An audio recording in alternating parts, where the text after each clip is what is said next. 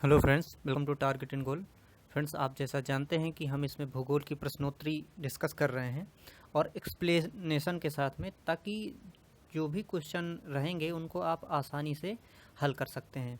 देखिए, आज का जो वीडियो है इसमें हम भारत के जो भी पर्वत हैं, इन पर्वतों के बारे में डिस्कस करेंगे कि कौन सा पर्वत कहाँ है, कैसी उसकी स्थिति है। तो इससे पर्वतों से रिलेटेड आज का वीडियो होगा। इसके पहले हमने भारत की अवस्थिति के बारे में बहुत सारे वीडियो, ये कहें कि 3 वीडियो के लगभग 3 या 4 वीडियो हमने बनाए हैं उसमें, और उसको बहुत ही अच्छे से हमने डिस्क्राइब किया है फ्रेंड्स। तो आप उसको भी बहुत ही अच्छे से देख सकते हैं और अपना नॉलेज इंक्रीज कर सकते हैं। और फ्रेंड्स, यदि इस चैनल में नए हैं तो इस चैनल को आप सब्सक्राइब भी कर सकते हैं और बेल आइकॉन भी प्रेस कर लीजिए, ताकि आपको जब भी हम वीडियो डालेंगे तो आपको नोटिफिकेशन मिल जाया करेगी।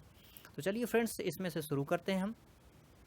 तो इसमें पहला क्वेश्चन है, भारत की उत्तरी सीमा पर अवस्थित पर्वत कौन सा है? तो आप जानते हैं फ्रेंड्स कि उत्तरी सीमा में कौन सा पर्वत है? हिमालय पर्वत है। हिमालय की जो स्थिति है वो ये पूरी, यहाँ से हम कहें ये, ठीक है, ये पूरी हिमालय की स्थिति है इधर से, और ये इधर से फिर इधर को टर्न भी हो जाता है। इससे संबंधित भी यहाँ पर अभी प्रश्न मिलेंगे। तो ये हिमालय का जो उत्तर से इधर को हम जाते हैं, ये पूरा भाग है जहाँ पर हिमालय पर्वत है। तो हिमालय पर्वत भारत के उत्तरी सीमा में स्थित है। हिमालय पर्वत एक मुख्य प्रकार है। हिमालय पर्वत किस प्रकार का पर्वत है? हिमालय पर्वत पहला है, देखिए, ज्वालामुखी पर्वत, दूसरा है वलित पर्वत, तीसरा है ब्लॉक पर्वत, और चौथा है अवशिष्ट पर्वत।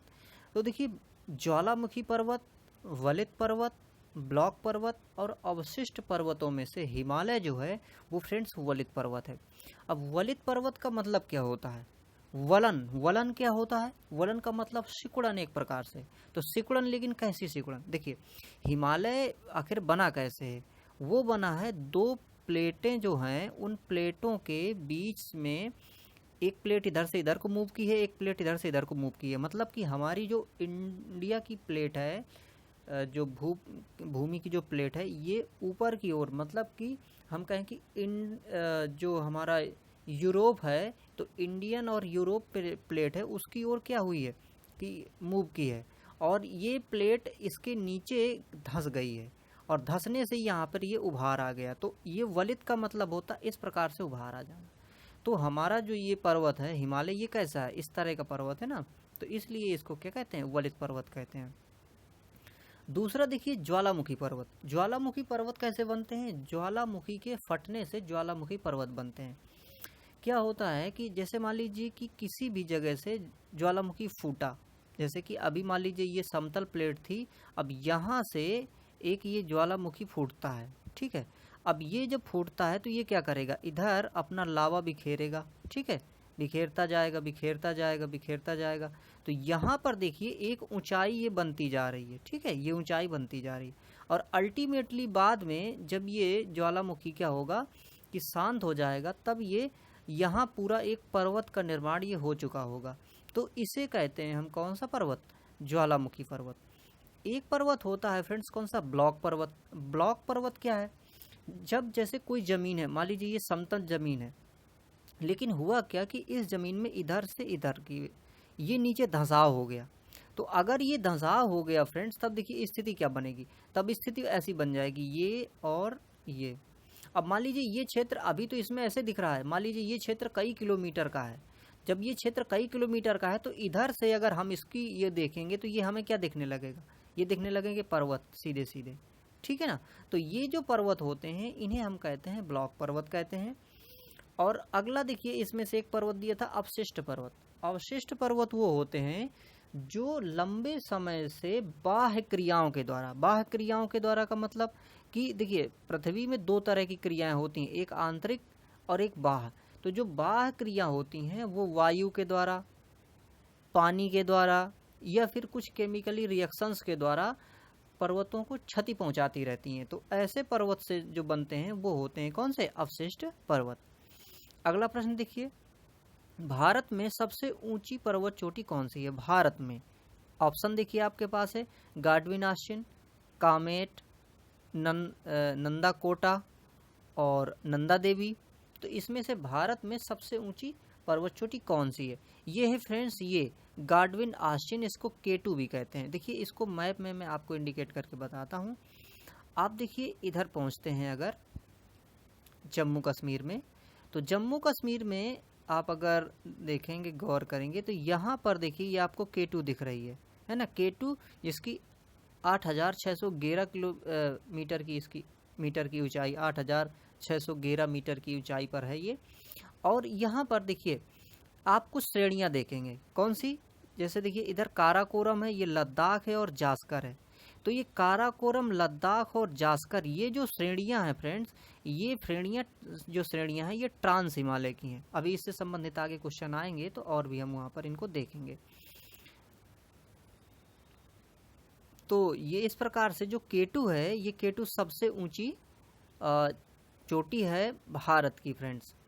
अगर विश्व की कहें तो आप जानते हैं कि जो हमारा एवरेस्ट पर्वत है वो सबसे ऊंचा है। भारत की कौन सी पर्वत श्रेणी नवीनतम है? मतलब कि इन पर्वत श्रेणियों में से जो दी गई हैं, इनमें से नवीन कौन सी है? ऑप्शन है आपके पास सह्याद्री, अरावली, हिमालय, सतपुड़ा। तो इसमें देखिए जो नवीनतम है इसमें से हिमालय है। अब आप सोचेंगे यहाँ जो सह्याद्री है, अरावली है और ये हिमालय है और सतपुड़ा, 4 ऑप्शन थे, तो इनमें से हिमालय नया है। हिमालय देखिए वैसे तो हमें लगता है कि ये करोड़ों वर्ष से बन रहा है, लेकिन अगर हम इनकी अपेक्षा इसकी मतलब तुलना करें कि सतपुड़ा पर्वत की तुलना करें, अरावली की तुलना कर लें या फिर सह्याद्री। सह्याद्री का मतलब क्या है? सह्याद्री जो हमारा पश्चिम वाला पूरा पर्वत है उसे हम सह्याद्री कहते हैं, जिससे पश्चिमी घाट जैसे बना है। ये पश्चिमी घाट जो इधर से बना है पूरा अपना, वो इसी से बना है फ्रेंड्स। तो नवीनतम पर्वत इनमें से हिमालय पर्वत श्रेणी है। निम्नलिखित में से कौन भारत का सर्वोच्च पर्वत शिखर है? आपको बताना है कि सर्वोच्च पर्वत शिखर इनमें से कौन सा है। ऑप्शन दिए गए हैं भारत का। देखिए एवरेस्ट, नंगा पर्वत, नंदा देवी, कंचनजंगा। तो इनमें से देखिए ये जो हमारा इधर पे कंचनजंगा पर्वत है, इन पर्वतों में से ऊंचा है। और पहली बात तो देखिए जो एवरेस्ट है वो भारत में है ही नहीं है ना। तो ये नंगा पर्वत है हालांकि, और नंदा देवी है। तो इस प्रकार से ये तो पहले ही निगलेक्ट हो गया। दूसरी बात, ये कंचनजंगा जो है ये पर्वत ऊंचा है। देखिए अब एक बात और भी देखिए मैं आपको बताऊं कि ये जो K2 पर्वत है ना फ्रेंड्स, जिसे हम गाडविन ऑस्टिन कह रहे हैं, तो ये ऊंचा तो है, लेकिन वास्तविकता ये है कि ये पाक ऑक्युपाइड कश्मीर में है। तो इसलिए हम कहते तो हैं, लेकिन अगर हम भारत की पूरी संप्रभुता वाला अगर सबसे ऊंचा पर्वत देखेंगे तब हमें वो पर्वत ना मिलके ये कंचनजंगा पर्वत ही मिलेगा। कंचनजंगा पर्वत देखिए इधर है फ्रेंड्स, और ये है कहाँ पे? सिक्किम में। ये सिक्किम आपको इधर ये दिख रहा होगा, और ये इसके बगल में देखिए भूटान है। हम जब अवस्थिति पढ़े हैं ना फ्रेंड्स, तो इन सारी चीज़ों को पढ़ें। जो लेक्चर होंगे वो क्रम से ही होंगे, कि ताकि आपको एक जो चीज़ है वो दूसरे के लिए आधार का काम करेगी और आप उसको बेहतर सीखेंगे। और मैप से यदि आप ये जियोग्राफी सीखते जाएंगे तो आपको बिल्कुल भी दिक्कत नहीं होगी फ्रेंड्स। तो देखिए ये जो सिक्किम है अपना, इसी सिक्किम में एक पर्वत चोटी है जिसे हम कंचनजंगा के नाम से जानते हैं, और इसकी जो ऊंचाई है फ्रेंड्स, ये है 8,598 मीटर, ये ऊंचा पर्वत है। अगला प्रश्न देखते हैं।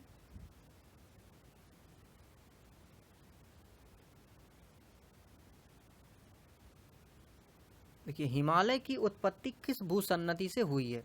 ऑप्शन है टेथिस, इंडो ब्रह्मा, शिवालिक और गोदावरी। उत्पत्ति के बारे में पूछ रहा है कि हिमालय की उत्पत्ति किस भूसन्नति से हुई है। अब देखिए ये जो भूसन्नति है इसको पर्वतों का पालना कहा जाता है। कभी कभी क्वेश्चन पूछता है कि पर्वतों का पालना किसे कहा जाता है, या फिर भूसन्नति को क्या कहा जाता है निम्न में से, और फिर ऑप्शन देता है। तो भूसन्नति को पर्वतों का पालना इसलिए कहा जाता है क्योंकि भूसन्नति ही पर्वतों के निर्माण के लिए बहुत ही उपयोगी भूमिका रखती हैं। अब ऐसा कैसे हुआ है? देखिए जब हमने पहले वाले वीडियो स्थिति वाले बताए थे, तो हमने ये बताया था आपको कि जो अभी जहाँ पर हमारा ये मैदान पूरा क्षेत्र है, यहाँ पे एक सन्नति थी, है ना, भूसन्नति थी। और इसी भूसन्नति पे क्या हुआ है कि हमारी जो इधर की प्लेट थी, इंडिया की प्लेट, वो इधर को मूव किए। हमने एक चीज़ और भी वहाँ पे बताई थी आपको कि ये जो अभी मैदान बना हुआ है यहाँ पर, यहाँ से नदियों ने क्या किया है कि अपना गाद ला के भर दिया है और यहाँ से भर दिया है, ऐसा हमने बताया था। तो यहाँ पर वही जो भूसन्नति थी फ्रेंड्स, इससे जब इधर से प्रेशर पड़ा है ये, तो यही भूसन्नति नीचे धंस गई है जाके यूरोपियन प्लेट में, है ना। तो जो इंडो यूरोपियन प्लेट में जाके जब धंस गई है वो, तो उसी वजह से उभार हुआ है। तो यहाँ पर ये जो टेथिस नाम की भूसन्नति थी, इसी के माध्यम से या इसी की सहायता से पर्वत का निर्माण हुआ है, हिमालय पर्वत का निर्माण हुआ है।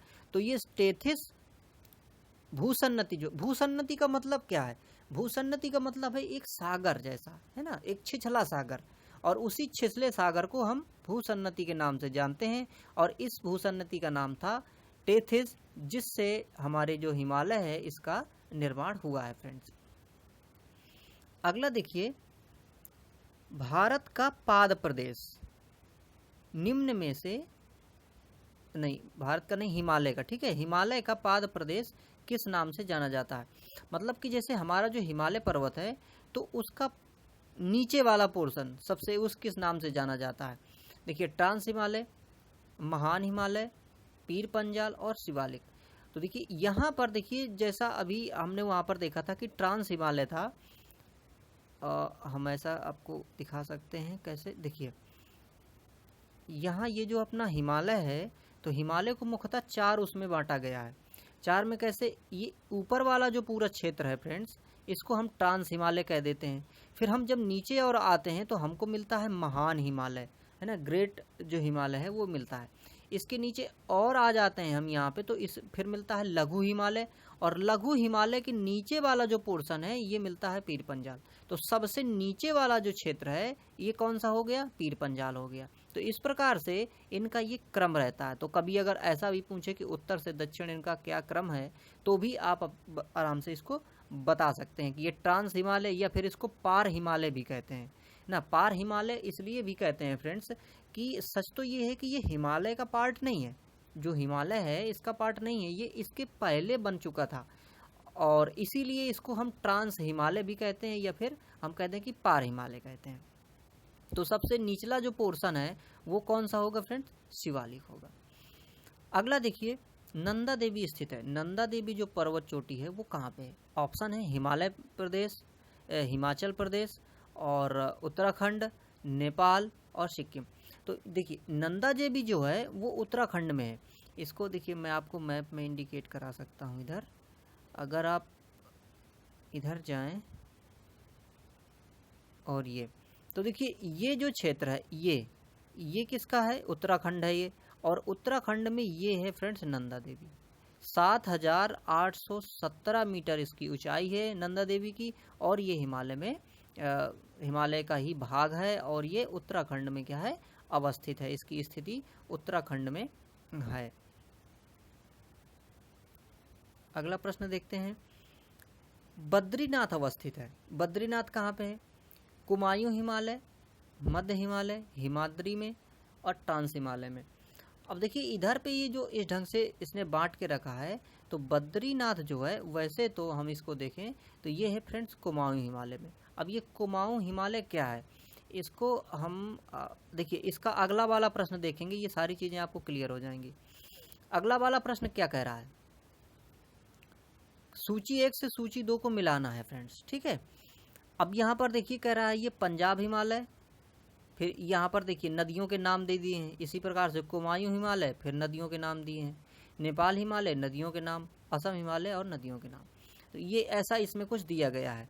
अब देखिए यहाँ पर हम इसको समझते हैं कि ये आखिर बंटवारा किस तरह से है। पंजाब हिमालय जो कह रहा है, पंजाब हिमालय को कश्मीर हिमालय भी कहते हैं एक्चुअली, तो ये आखिर है कैसा। यहाँ पर अगर आप नज़र डालें फ्रेंड्स, तो देखिए नदियाँ जो हैं, तो जैसे इधर से ये देखिए ये जो नदी है, ये सिंधु नदी इधर से ऐसे आई है। इसके बाद में सतलज जो नदी है, सतलज नदी यहाँ पर सिपकिला दर्रे से इधर से वो क्या प्रवेश कर जाती है। तो इसके बीच का जो हिमालय है फ्रेंड्स, और चूंकि ये देखिए इधर से जब जाती है ये दोनों अलग अलग होके जाती हैं, ठीक है, ये सतलज नदी। तो यहाँ पर ये वाले जो पर्वत क्षेत्र है पूरा, ठीक है, इसको कहा जाता है पंजाब हिमालय या फिर कश्मीर हिमालय। इसके नीचे जब हम आते हैं तो इसका मतलब क्या हुआ कि यहाँ पर ये सिंधु नदी थी और यहाँ पर ये नीचे सतलज नदी थी। इन दोनों के नदियों के बीच में जो हिमालय आया उसको हमने पंजाब हिमालय कह दिया। फिर इसके बाद में यहाँ से जो सतलज नदी प्रवेश की थी, तो सतलज नदी, और अगर ये जो उत्तराखंड है इसके इधर से आए आप तो यहाँ एक नदी मिलती है काली नदी, उसी का नीचे नाम आके शारदा नदी हो जाता है। तो इन दोनों के बीच का जो हिमालय क्षेत्र रहता है उसको हम कह देते हैं कुमायूं हिमालय। इसके बाद में क्या होता है कि ये जो इधर से काली नदी थी, काली नदी, और इधर से फ्रेंड्स ये सिक्किम से एक निकलती है तीस्ता नदी। तो सिक्किम की तीस्ता नदी और इधर की नेपाल के इधर से, या फिर देखिए उत्तराखंड और नेपाल ये दोनों जुड़े, इनका बॉर्डर है, तो यहाँ से ही काली नदी है। अब इन दोनों के बीच में इधर जो है फ्रेंड्स हिमालय, उसको कह देते हैं नेपाल हिमालय। इसके बाद में यहाँ से जो यहाँ पर देखिए तीस्ता थी जो कि सिक्किम थी, तो सिक्किम में थी, तो तीस्ता नदी, और यहाँ पर जो हमारा अरुणाचल प्रदेश है यहाँ पर दिहांग नदी है। तो ये नदियों के बीच का इधर का जो हिमालय है फ्रेंड्स वो हो जाता है असम हिमालय। तो इस प्रकार से नदियों के हिसाब से सिडनी और बुरार्ड, एक वैज्ञानिकों के नाम है ये सिडनी बुरार्ड, और इन्होंने क्या किया था कि नदियों के बहाव के हिसाब से हिमालय को उन्होंने डिवाइड कर दिया था। तो वो जो हिमालय का डिवाइडेशन था उसी के हिसाब से देखिए हम यहाँ पर दो प्रश्न हमें देखने को मिल रहे थे फ्रेंड्स, तो इसको देख सकते हैं। अब देखिए आप अब यहाँ पर इसको इंडिकेट कर सकते हैं। देखिए पंजाब हिमालय, पंजाब हिमालय को दूसरा नाम मैंने कश्मीर हिमालय भी बताया था फ्रेंड्स, है ना। तो पंजाब हिमालय किन नदियों के बीच था, देखिए ये था किसके बीच, सिंधु और सतलज के बीच। तो एक को आप सीधे सीधे 3 से कनेक्ट कर देंगे। फिर देखिए दूसरा क्या है, कुमायूं हिमालय। कुमायूं हिमालय कहाँ से था, सतलज और काली के बीच में था, तो सतलज और काली के बीच में कुमायूं हिमालय था। इसके बाद में नेपाल हिमालय, तो नेपाल हिमालय कहाँ था, आप याद करिए कि मैंने बताया था कि काली या शारदा नदी, और उसके उधर जाएं आप तो वो जो हमारी तीस्ता नदी है, तो काली और तीस्ता के बीच में ये हो गया। इसके बाद असम हिमालय, तो देखिए तीस्ता और दिहांग नदी के बीच में हो गया। तो इस प्रकार से आप इसको समझ सकते हैं। अब देखिए यही प्रश्न इसमें से ऊपर भी था कि बद्रीनाथ, अब देखिए बद्रीनाथ की अवस्थिति कहाँ पे है, बद्रीनाथ है फ्रेंड्स उत्तराखंड में। तो उत्तराखंड वाला किस हिमालय में आएगा, कुमायूं हिमालय में, तो इसलिए इसका ये वाला ऑप्शन अपने आप सही हो जाएगा। तो आपको याद रखना है वो वाली मैपिंग जो मैंने अभी बताया कि जो सिडनी और बुरार्ड वैज्ञानिक थे उन्होंने जो इस तरह से बांटा उनको, वो किस तरह से बांटा है। तो इन नदियों के हिसाब से आपको याद करके रखना है फ्रेंड्स, और आप इसको आसानी से कोट कर सकते हैं। अब इनमें से देखिए जो भी वो आया हो आंसर आप उसको आसानी से कोट कर लेंगे।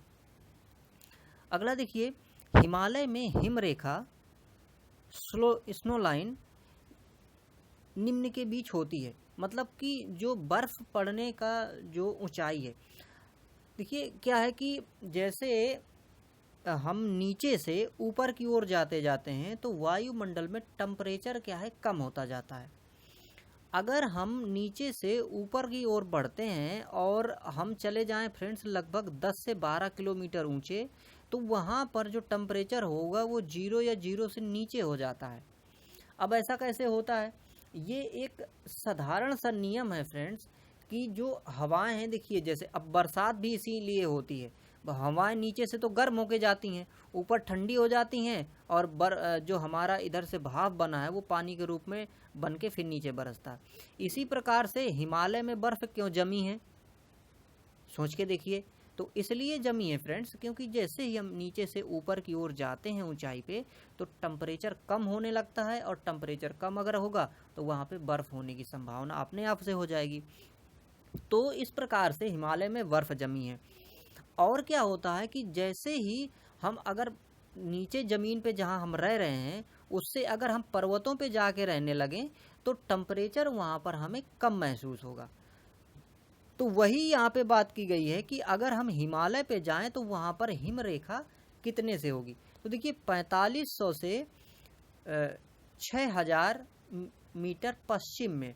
मतलब कि अगर हम इस तरह से जाएं कि 4500 देखिए यहाँ पूर्व में, और अगर पश्चिम में चलते जाएं तो वहाँ पर 6000 मीटर में, इतनी मीटर की ऊंचाई पर बर्फ जमने लगती है। अब यहाँ पर अगर पूर्व की बात करेंगे तो पूर्व में जल्दी बर्फ मिलने लगती है और पश्चिम में बर्फ थोड़ा देर में मिलती है। इसके अपने क्लाइमेटिकली रीजन्स हैं कुछ। कैसे? जैसे देखिए जो पूर्व में है यहाँ से समुद्र का टच जल्दी है, तो समुद्र का टच होने की वजह से यहाँ का जो टेम्परेचर है नीचे का वो उतना ज़्यादा हाई नहीं रह पाता है। लेकिन वहीं अगर हम जाएं मतलब जम्मू कश्मीर की तरफ या फिर हम कहें कि उस पश्चिम की तरफ, तो वहाँ पर स्थितियाँ कुछ अलग हैं। कैसी? देखिए जैसे हम बात ये कह रहे हैं फ्रेंड्स कि अगर हम पश्चिम की ओर जाते हैं तो यहाँ पे जो स्नो लाइन है या फिर बर्फ़ का जो पड़ना है वो 6000 मीटर के लगभग होता है, ठीक है। लेकिन वहीं अगर इधर जाएं तो 4500 में होने लगता है। तो यहाँ पर देखिए ये वाला जो क्षेत्र है राजस्थान का क्षेत्र है और इधर का क्षेत्र है, तो ये हॉट क्षेत्र है ना, गर्म क्षेत्र है और समुद्र से इसकी दूरी ज़्यादा है, तो यहाँ पर हॉटनेस ज़्यादा रहती है अपेक्षाकृत यहाँ जो हम अगर बात कर लें पूर्व की बात, तो इसलिए यहाँ पर जो बर्फ़ की जो रेखा है वो जल्दी हमें दिखाई देती है।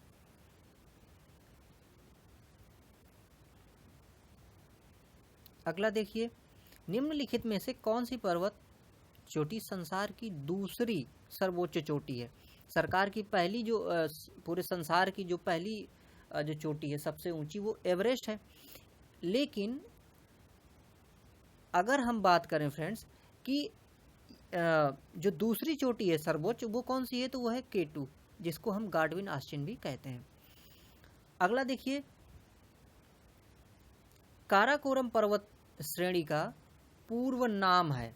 मतलब काराकोरम को पहले किस नाम से जानते थे? मैंने आपको बताया था कि काराकोरम, लद्दाख, जास्कर, इस प्रकार श्रेणियां थी। तो इसमें से इसको कहते थे कृष्णागिरी।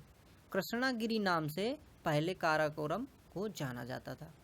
अगला देखिए, हिमालय श्रेणी क्षेत्र में मिलने वाली संकीर्ण तथा अनुदैर्ध्य लंबी घाटियों को किस नाम से जाना जाता है? जो हिमालय है उसमें से संकीर्ण घाटियाँ, कैसे संकीर्ण घाटियाँ? जैसे कि अब ऊपर से हो गया महान हिमालय हो गया, बीच में लघु हिमालय हो गया, नीचे शिवालिक हो गया, तो इनके बीच में यहाँ पर फ्रेंड्स, यहाँ पर क्या है कि संकीर्ण घाटियाँ मिलती हैं, है ना, लंबी घाटियाँ मिलती हैं। तो इनको किस नाम से जानते हैं? तो इनको फ्रेंड्स जानते हैं दून नाम से। अगला देखिए, लघु हिमालय श्रेणी के ढालों पर मिलने वाले छोटे घास के मैदानों को लघु हिमालय, जो देखिए पहले ग्रेट हिमालय हो गया, लघु हिमालय, फिर लघु हिमालय या फिर मध्य हिमालय हो गया, फिर उसके नीचे शिवालिक है, तो बीच में ये जो लघु हिमालय है यहाँ पर जो छोटे छोटे घास के मैदान मिलते हैं इनको किस नाम से जानते हैं? तो फ्रेंड्स इनको जानते हैं मर्ग नाम से। और ये मर्ग नाम से इसको एक्चुअली ये है कि जम्मू कश्मीर में ही जानते हैं। तो पूछ यही रहा है कि छोटे छोटे घास के मैदान जम्मू कश्मीर में जो पाए जाते हैं इनका नाम क्या है? मर्ग है। वहीं पर अगर बुग्याल और पयाल की अगर बात करेंगे तो ये जो उत्तराखंड तरफ का क्षेत्र है वहाँ पाए जाते हैं।